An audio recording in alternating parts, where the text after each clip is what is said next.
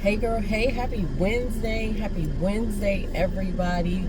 I just came from my IV iron infusion therapy. We'll talk about that later. But while I was there I had just finished my infusion and I was sitting my 30 minutes to make sure there was no reaction. I was reading Power Moves by Sarah Jakes Roberts. And so one of the nurses, I asked her where the restroom was and she came over and she said, I knew you were. She said, I thought I saw you reading that. I figured you were reading that. How do you like it so far? I said, I'm loving it. And I'm only in the first chapter. And she asked me, did I go to the Power Moves book tour stopped when Pastor Sarah was here in the DMV? And unfortunately, no, I didn't. And I was upset that I didn't make it. But what I did watch, as many of you know, is I did order and watch the virtual book tour. And one of the excerpts of the virtual tour was of the stop that she made in Glenarden at First Baptist Church of Glenarden. Unfortunately, you cannot watch it after you've downloaded it one time. But God, there's so many women that I wanted to share that message with. But the reason for me coming on is the nurse and I were talking, and I told her, I said I downloaded it and I invited a couple of ladies over to watch it with me, and unfortunately they weren't able to watch it.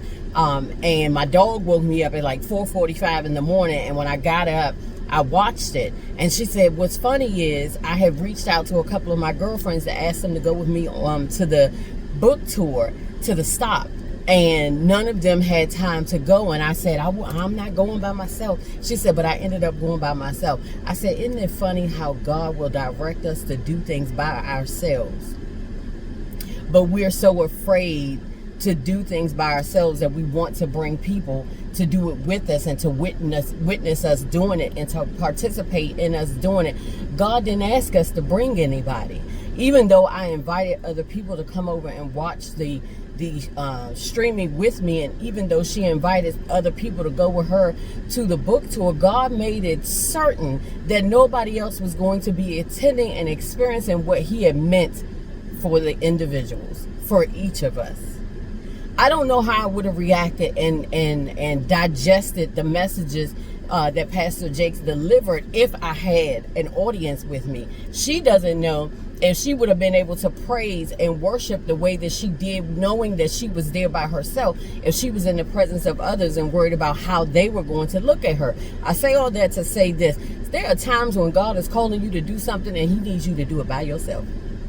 And you're going to look around and you're going to wonder, well, if I invited this person and I invited that person and they didn't show up, the reason they didn't show up is because God said for them not to show up. Let me tell you how this works even better. 8 years ago, almost 7 years ago, I invited a group of friends and a young lady that I had met to a bonfire.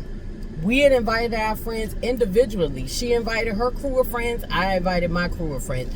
And we showed up and nobody was there but us of the crews that we invited. We're celebrating 6 years of marriage this year. God didn't intend for anybody else to be present.